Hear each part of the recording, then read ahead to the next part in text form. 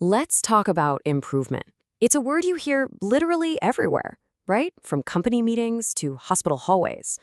But what if improvement wasn't just some vague goal we all hope for, but a predictable, rigorous science?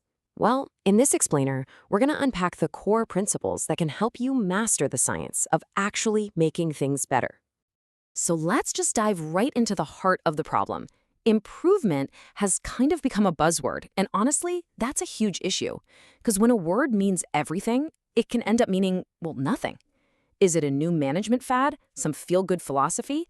This lack of clarity is a massive roadblock to making any real, lasting change. And this visual just captures the chaos perfectly, doesn't it? We're drowning in a sea of jargon. You've got one person talking about improvement science and someone else talking about implementation science. Are they even on the same page? To make any real progress, especially in fields where it really counts, like healthcare, we've got to have a shared language, a core set of principles that just cuts right through all that noise. Okay, so where do we find that common ground? We have to go back to the source, the legendary W. Edwards Deming. His system of profound knowledge is pretty much the bedrock of all modern improvement science. Seriously, everything we're about to talk about is built on this foundation.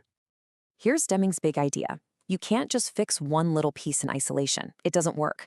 To truly improve a system, you have to look at it through 4 interconnected lenses. First, how do all the parts of the system actually work together? Second, what's the natural variation that's just part of the process? Third, how do we learn, and what do we actually know is true? And finally, you can't forget the huge impact of human psychology. It's this complete, holistic view that's the real key to unlocking change that actually lasts. All right, now let's see how Deming's big philosophy gets translated into action. Researchers have built on his work to come up with a set of 7 core propositions.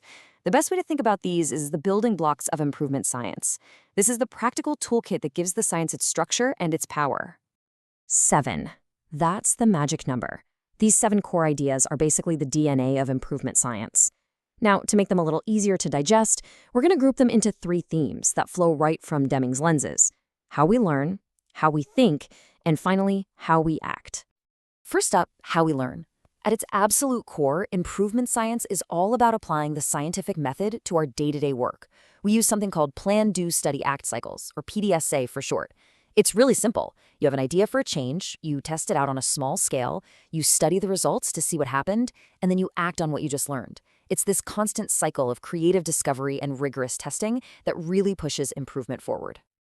And here's where it gets really, really interesting. The philosopher Karl Popper argued that for any claim to be truly scientific, it has to be falsifiable. That means you have to be able to test it and potentially prove it wrong. And guess what? That is exactly what a PDSA cycle does. It takes our good ideas and hunches and turns them into actual, testable, scientific hypotheses. This is an absolute game changer. So if that first theme was about the process of learning, the second one is all about the mindset we bring to that process.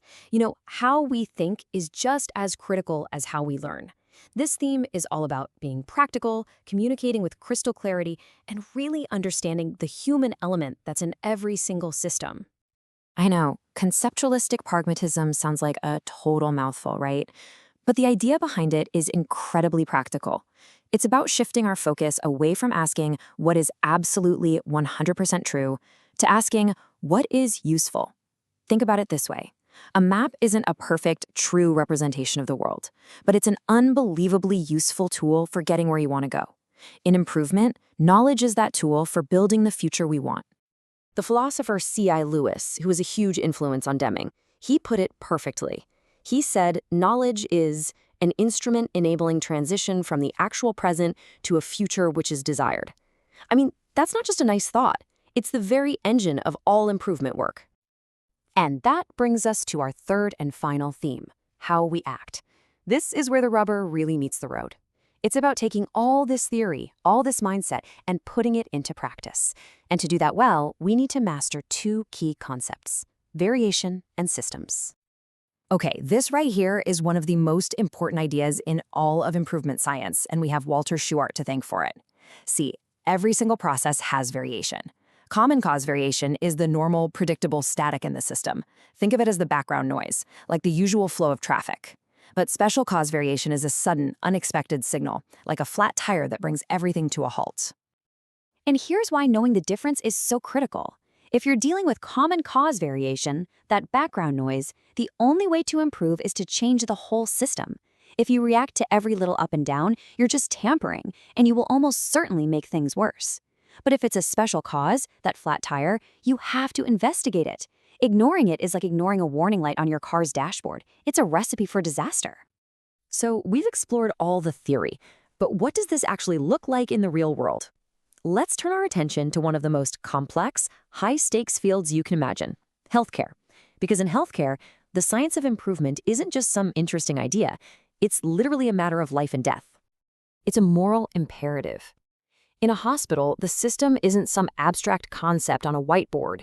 It's made up of real people with real lives hanging in the balance. The science of improvement gives us the tools to turn our good intentions into better outcomes. It lets us turn our desire to heal into a tangible, measurable reality. And when this science is applied the right way, the results are incredible. We are talking about better patient outcomes, safer care, and a real reduction in preventable harm. But it's not just about the patients. It's also about creating a work environment where healthcare professionals can find joy and meaning in what they do again. It's a true win-win for everyone involved. As we get to the end of our journey here, I want to leave you with one final and maybe the most important thought. We've talked about frameworks and tools and scientific principles, but what's the secret ingredient? What's the fuel that really powers this whole engine of improvement? Because the truth is, the science itself, it isn't enough. The frameworks, the data, those PDSA cycles, they're all just tools. They're absolutely necessary, don't get me wrong, but they are not the whole story. To truly make a difference, they have to be animated by something much more profound. The great healthcare pioneer Avedis Donabedian, in one of his very last interviews, revealed the ultimate secret. He said, "Ultimately, the secret of quality is love." At the end of the day, all the systems, all the science, all the data, they are all just expressions of our fundamental commitment to care for one another. That's what gives this science its soul. So, I'll leave you with this one question. Now that you have the tools, the mindset, and the purpose, what system in your world will you choose to improve?